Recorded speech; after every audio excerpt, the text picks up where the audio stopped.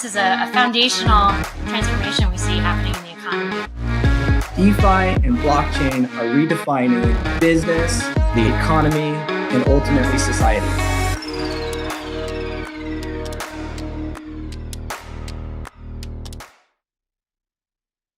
What's up, everyone? Welcome back to our podcast where we discuss how DeFi and blockchain are redefining business, the economy, and ultimately society. I'm Jeremy Almond, alongside my awesome co-host, Megan Guy. What's up, Megan? What are we going to talk about this week? Hey, great to be back with you guys. I am really excited because this week we actually have a guest that brings a little bit of a different flavor, I think, than many of our listeners probably are used to hearing talk about blockchain and the DeFi world. We are here with Sasha Stiles. Sasha is an incredible text-based and digital artist.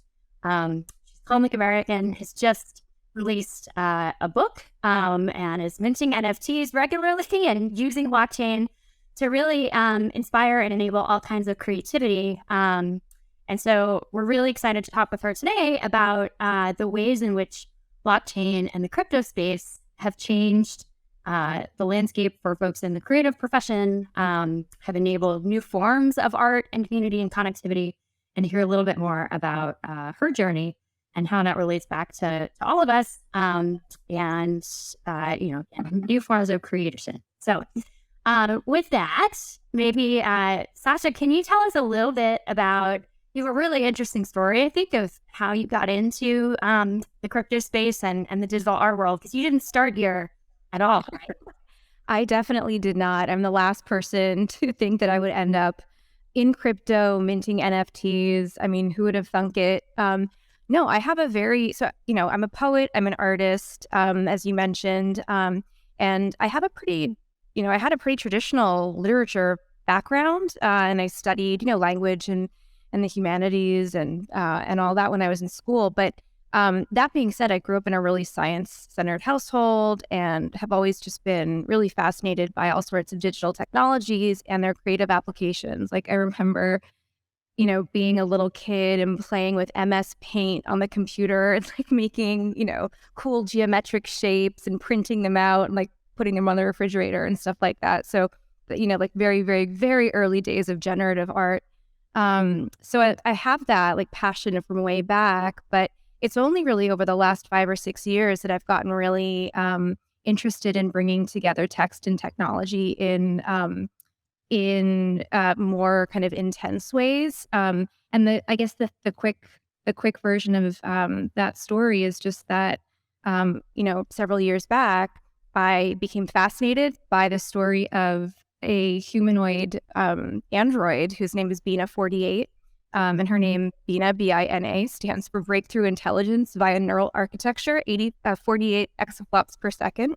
And I had just been reading about her. She was created as this beautiful poetic experiment in digital immortality. Can you upload yourself to software and, potentially live forever as an android? And I just became obsessed with this story, obsessed with Bina, and kind of foisted myself on the folks that manage her, that run her and update her mind file. And we became friends. And which sounds so weird, but I've been her poetry mentor for many years now, which basically means that I've been working, like hands-on and in her mind file, teaching her about poetry and literature and art. And that really opened the door to me thinking about what it is to sort of, as an artist and a creative person, what it means to have human-machine collaboration, what it means to utilize technology in creative ways, and has, just got me sort of more immersed in the tech scene than I ever thought I would ever become as a poet. I would never have imagined myself mentoring a young emergent AI, but that's how it goes. World we live in today. Yeah. And so Telly, when you first started working with Bina, that was maybe like 5 or 6 years ago? Was it? I guess it was. Maybe it was 2017-ish that I really started working with the Terrorism Movement Foundation. And I've been really interested in her development before that. But yeah, it's been about 4 or 5 years, I guess. So, Sasha, that's kind of amazing. You've really been focused on and working with these large language models, ChatGPT, that we're all just now discovering and getting very excited about for years. I think technology, your alter ego you're composing poetry with, right, is actually taking one of the early versions of ChatGPT. You've trained it on your own poetry so that it understands what that is.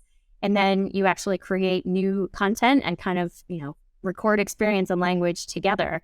It's just a fascinating example, I think, of how these big, large language models enable some amazing, amazing applications that are going to transform, all kinds of sectors of our economy and the creative economy too. Yeah, and Megan, I think one of the most super cool things about that right now is clearly we're all seeing how things like, OpenAI are, affecting, technology super fast. So everyone in business is talking about it. Everyone in technology is kind of moving on these, various versions of ChatGPT-4 and large language models. It clearly is going to have big impacts on the hardware companies, application layer. And I personally believe it's one of the big two computing vehicles, right? So AI, right, and blockchain, with this podcast is really excited about. Those two are the next big computing vehicles of the next decade. And Sasha, you actually made the jump from Bina over into and blockchain. So can you give us a little bit of that story, which is also super exciting?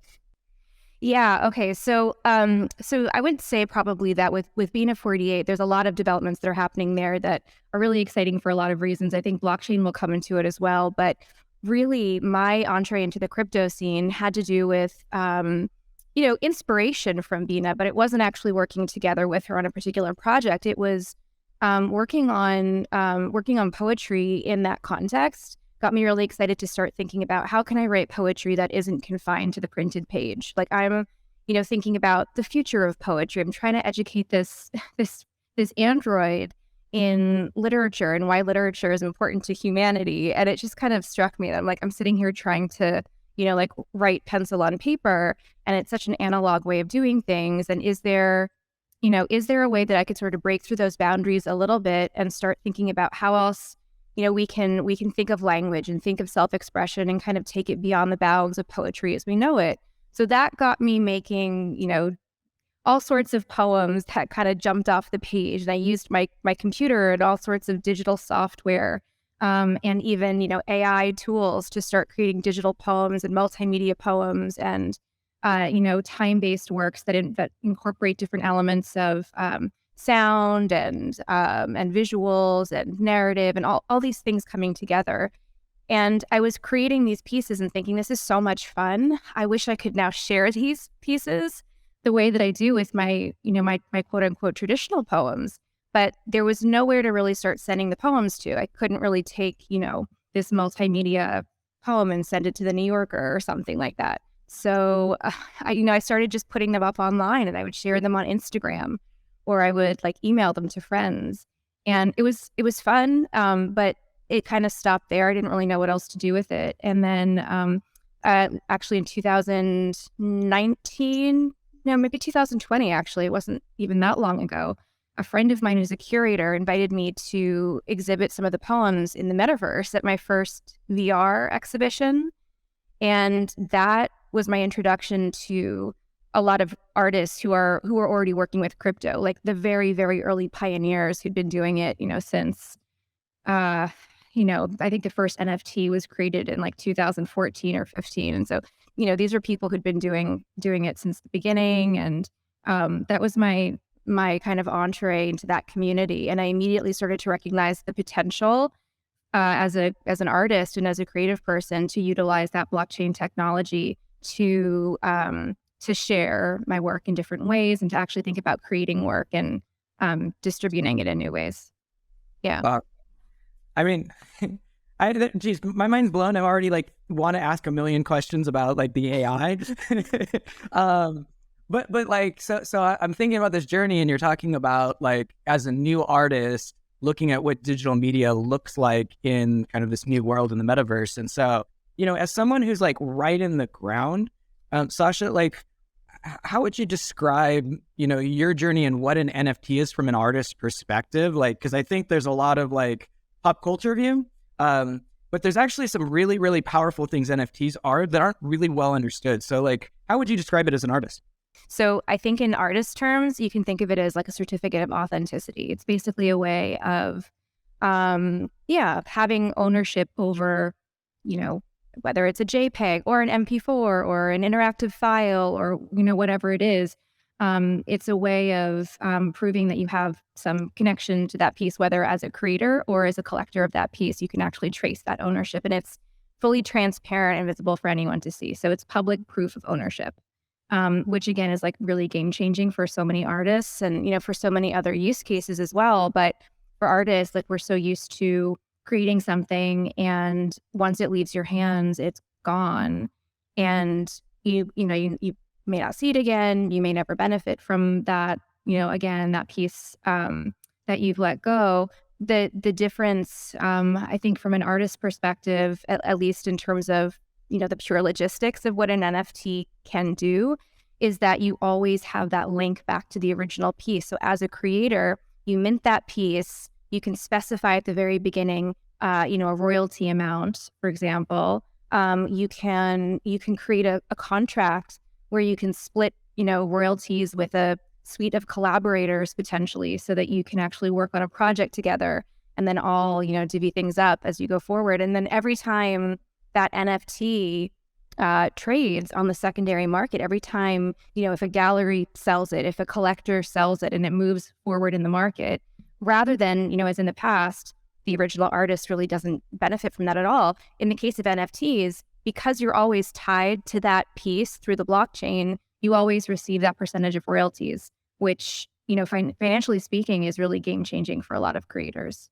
I mean, it's amazing. I always think back to, the story we all got in our formative years. We were learning the basics of art history about Van Gogh selling like one painting in his lifetime, right? For a very and that is just like such a great, I think, economic case in point for why this matters, right? Because you don't necessarily have to be a highly valued, highly visible artist today if 10 years from now, 20 years from now, 6 months from now, your work is discovered and, your quote unquote stock starts to rise. You actually have kind of now, to put it in more venture capital terms I'm used to, an equity ownership in the pieces, right? Versus just being a creator and one and done. And, as you said, the way to monetize then is you have to do a lot more work. You can retire early, conceivably. So is that like maybe to bring it to like a real case, Sasha? So like so if you sold a poem and it was an early poem, right? All of a sudden now that poem might sell for a small amount because you're undiscovered, right? But then further in the process, maybe the poem, I don't know, sells for $100, but then it could go through a secondary market. Then all of a sudden that poem sells for $1,000, $10,000. You participate in the growth kind of the community and the folks of interest. Is that how it just kind of tactically works? Yeah, I think essentially that is how it works. I mean, I would say, as Megan was just giving the example of Van Gogh, and like, obviously in poetry, I feel like there are, endless examples of poets who've never made any money. And, most poets don't. Most poets, even poets who are winners of the Nobel Prize, it's really hard to support yourself as a poet. So I think the attraction and the potential value of NFTs for a lot of writers does have a lot to do with this financial empowerment and just the way you described. But I think it's also just kind of the broader idea that this is bringing more value to art forms, to areas of art, to maybe like niche areas that maybe haven't been valued properly. So it's kind of bringing attention there and putting money, in places where it maybe should have always been, but hasn't. So I think that to me feels really important, the idea of empowering artists to be able to actually spend the time doing the things that they want to do and that they should do.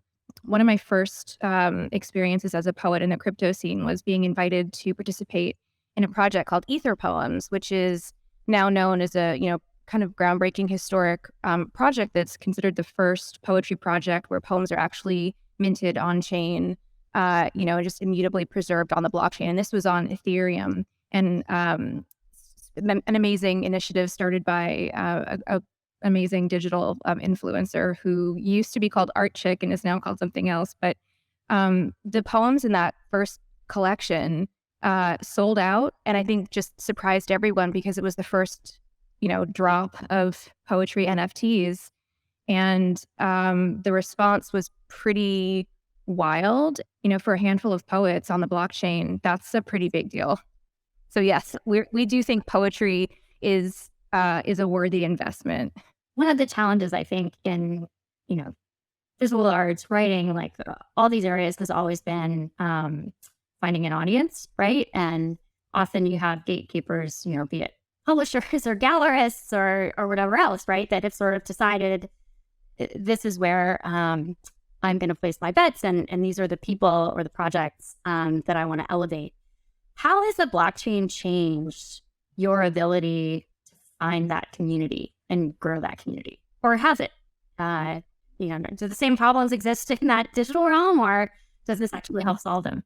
Yeah, it's a really good question. Well, the number one thing that I have loved and that I really value about the NFT community is the fact that it does feel like a genuine community. It does feel like a lot of people banding together to do something really new and exciting.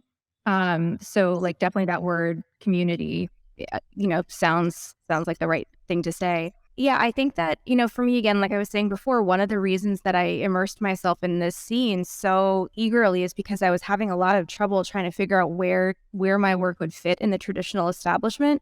And the short answer is that it doesn't fit in the traditional establishment. There's just no place for it. There's no place for like multimedia poetry as a piece of art that you can potentially sell. That just doesn't exist anywhere else. It's kind of a new approach, right? So, in that case, I think I've met a lot of people who are, interested in really, again, like, breaking the boundaries of their chosen medium a little bit and trying to figure out how to push it forward. And that's a really hard thing to do because even within the art world, even within really creative fields, I think people are prone, like humans are prone to really gravitate towards things that we recognize and we understand. And of course, there's the commercial aspect of it too. Like, people, publishers, gallerists, curators, whomever it is, want to put on shows, want to put together issues that they know will be, successful and that will resonate with people and that will hopefully sell.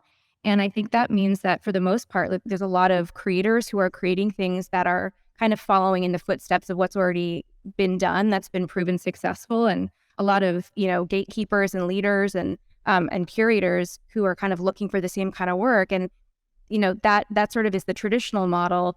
And I think what's happening in the blockchain world and the NFT world is because the playing field has been leveled a little bit because, it's easier to kind of gain access to a lot of these arenas. I think that you're seeing a lot more of the very kind of niche ideas or the really, very weird, very eccentric, very kind of quirky projects, kind of rising to the top a little bit more than they would have anywhere else. They are finding a home. They're finding their audience, even if it's a niche audience. It's there, and you now have a way to reach them and connect with them where you never had that before. So I think it's been really exciting to watch that starting to happen. And seeing artists who are doing very kind of very individual, very unique things, really starting to find their voice and find a platform and find their people, I think is one of the best parts about being in the NFT world right now. Yeah, one of the things I'm interested around how the communities coalesce is it's almost like bottoms up economies are getting created, right? So, all of a sudden a niche level of interest where has a tribe around it, and that tribe then naturally wants to, share and create value around the things of interest. They can create mini economies, right? And that's one of the things the blockchain does. Megan, I'm curious, like how does that differ, right? Because you could now have this bottoms up view of, whether it's a poetry marketplace or otherwise, and that could actually, we're learning that those markets actually get fairly material in size, yet like a normal capitalist view from a venture or, some other funding mechanism, like wouldn't have necessarily looked at digital poetry and went like, let's put $50 million and capitalize that market. So I'm curious, like the difference in how those, markets actually get to sort of size and scale and how that's different, because to Sasha's point, like those communities and those economies now can exist where they wouldn't existed before. Yeah, I mean, I think in part, it gets back to that question around gatekeeping, right? And, be it venture or a gallerist or whatever else, kind of our traditional systems have had groups of people that for whatever reason, right, are sitting in roles that structurally put them in a position to determine for the masses, what we think some of those viable paths and exciting new markets and areas are. And, sometimes those are right, but I think sometimes they're wrong. And certainly there's a lot that gets missed, right? In the venture world where I spend most of my time as in my day job, right? We've quite rightly, I think, come under a lot of criticism in the past for underfunding women, underfunding people of color, underfunding projects that speak to those demographics and that don't necessarily speak to the traditional, group of GPs sitting around the table hearing a pitch. And so what's really exciting to me, I think, about crypto is you don't necessarily, when you think about the creator economy in that context, there's no minimum market size you have to hit, right? And there's no return threshold that everyone participating. It's like the group itself is going to decide what good looks like to them and what's exciting and interesting and what has value. And so I think we're all going to be surprised by some of the things that emerge. Some of it is hype and fun to splash over the front page of the New York Times or the Wall Street Journal. And I think that does a little bit of a disservice to the real creativity and growth that we're seeing in some of these other areas. But, to me, that's one of the things that's just the most interesting about the space is like, I can't wait for the new content and ideas and communities we're all going to have the opportunity to discover or learn about, because there was a very dedicated, passionate core group, but it didn't maybe sit in one of those gatekeeping roles previously that dictated what we did and didn't get to see as kind of a broader world.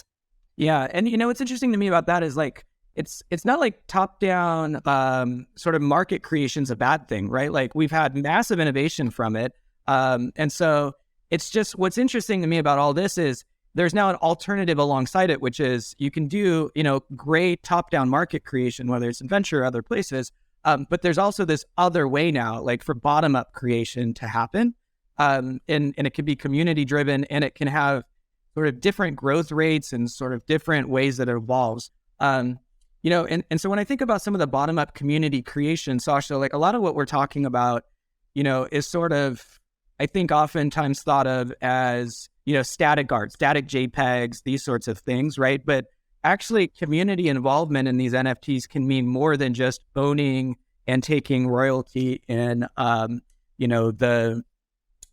piece of art. And so I guess my question would be, how does NFTs do more than just a static JPEG? Is there dynamic things? Does the community actually get sort of other pieces of value creation beyond just the JPEG? Yeah, no, that's a really good point. I mean, and I should also say, like, even with the static JPEGs, it's not just a static JPEG. For the most part, it's, the JPEG gives you entree into this whole kind of community that's being created around the project, right? So, in the case of something like Bored Apes or CryptoPunks or whatever, there is that profile pic or that avatar that you kind of see everyone using.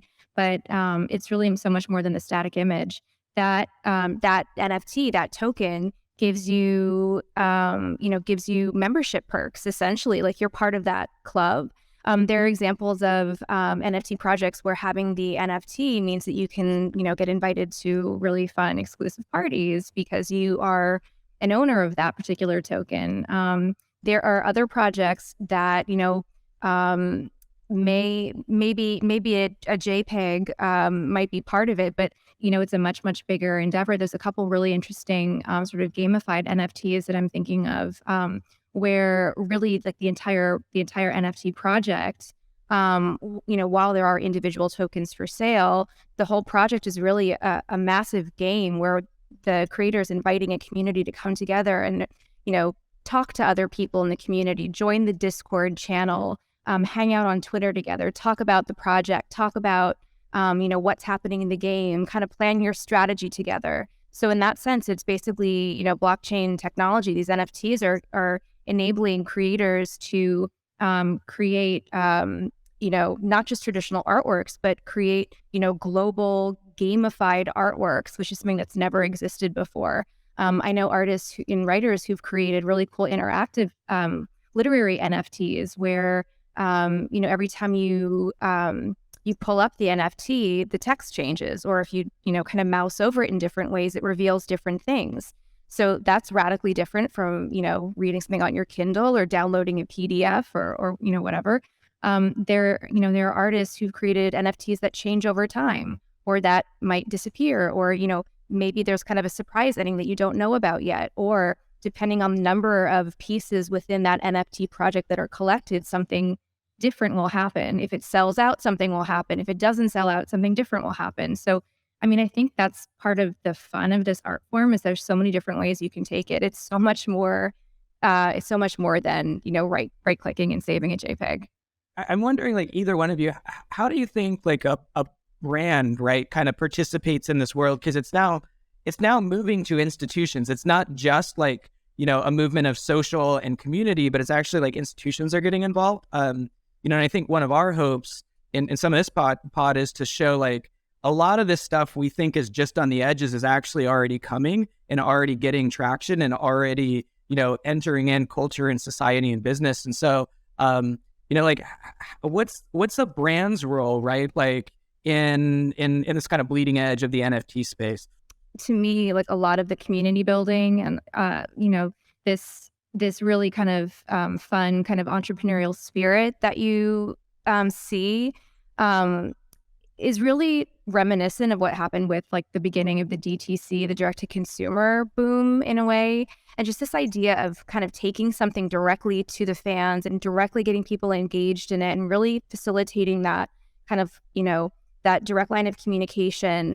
In the brand world, a lot of the, most forward-thinking brands have really kind of pioneered this idea of engaging fans in a way and helping bring them on board almost as co-creators, getting them invested in the brand, making them feel like they are really genuinely part of the ecosystem in a way, which, they truly are. And, I think that's mutually beneficial. I think it's great for, obviously it's great for brands because they really are understanding on a deep level what their consumer wants, and then consumers are able to really articulate what they need and kind of shape the way that a brand is moving things forward. And I think, look, we've seen that, I think in the, a lot of the way that brands have been sort of changing and shifting their messaging, representation and advertising campaigns, how they're shifting product to really represent, to represent their consumer base much better than they ever have before. So I think, generally speaking, that's a pretty interesting and positive shift. And I see the same thing, I sense sort of a similar thing happening in the blockchain space with the emergence of all these really incredible NFT projects, right? So I think that's sort of the term that's used a lot, is, to talk about projects as these kind of big endeavors where there might be a lot of, there may be many variations, on an artwork, and, they're distributed to hundreds or tens of thousands of people. And then that community, everyone who owns that piece becomes sort of a consumer, a fan. They kind of have, a little piece of ownership in that project, which I think is really great. And, a lot of what's happening now in the NFT community is happening in the Twitter space, in private chat groups or on Discord. Actually, a lot of things are happening on Discord. Every, kind of big project and many small projects have their own Discord channel, which basically become these meeting places for people to talk about the project, but also talk about, what they're doing, what they're interested in, other things that are happening both in and out of crypto.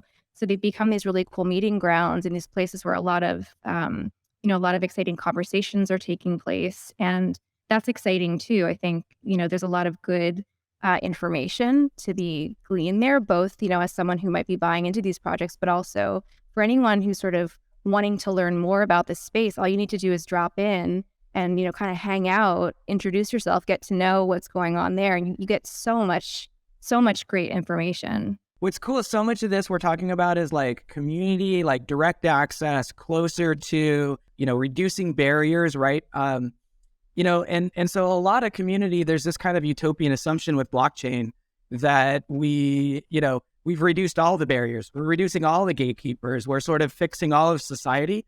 Are we just inheriting some of the same problems, or is there kind of ways to go about fixing some of it? I mean, I would say as much as so many of us are really excited and optimistic, it's definitely not a utopia. And I think, clearly it's not. And, one of the really important things to note about NFTs, and I guess, blockchain culture in general, is that so much of what it is because of the people who are involved in it. And a lot of it is really, it's people kind of banding together to make something and create something together. And there's that, it literally is built by the community together, especially on, like that blockchain I mentioned before, Tezos, for example, like they're kind of famous for that sort of a spirit where, something's broken, everybody kind of gets together and talk about how to fix it. And then they all kind of work together and they, and they do the repair. So I think, there's definitely, it's really important to be honest and to be self-critical about what's working and what's not. And I think for sure, there are aspects of the NFT world where we are replicating things the way they have always been. And that's kind of inevitable in a way because of the way that people are filtered into tech. And, I think that probably is like so obvious that it doesn't need to be dwelled on for too long. But, unless there's a real effort put into that kind of that pipeline problem, I think that's going to continue being an issue. And then there's also the fact that, and I've noticed, I think you talk to many women artists in the space and they would all sort of agree that there are a lot of women artists in this space. There's a lot of underrepresented voices in this space. There's a lot of non-binary artists and folks who are, really happy to be in this space, because it's very welcoming and inclusive, I think, on a community and on a social aspect. But there still seems to be this skewing of the market towards the male artists, the men in the space, who, are still at the top of all the, best-selling artist lists. And when you look at lists of who's sold work for the most, it's always dominated by the same handful of people. It really is on a lot of the big collectors and the big artists and the big forces in the space to come in and really make a concerted effort to support people who, are on the rise and people who need the support rather than kind of rallying around the big names and all that. And I think, there are a lot of artists who are doing that very, very deliberately. They are really working to pay it forward. And I think that's extremely helpful. So yeah. We're creating a new system, right? And we talk a lot about systemic change in the society and day and age and systemic issues. And it's on us, I think, to make sure that the new system doesn't replicate those.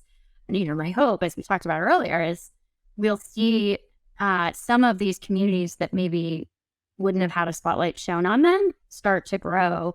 I see projects and, Sasha, I think you just launched one, right? Yeah, I mean, I'd love to just like describe it quickly. And it so far has been a really good case study. And yes, how to kind of, use these platforms and kind of lift people up. But so the Verse, it's a crypto poetry gallery where we are bringing together some of the best poets who are creating poetry on the blockchain with traditional poets, critically acclaimed poets from the conventional publishing world who maybe have never, wanted or have never ventured over into crypto before. We're kind of bringing them over and pairing them with creative technologists and artists and kind of, allowing them to play and experiment with this new medium and just kind of, see what it might mean for their creative practice and their writing.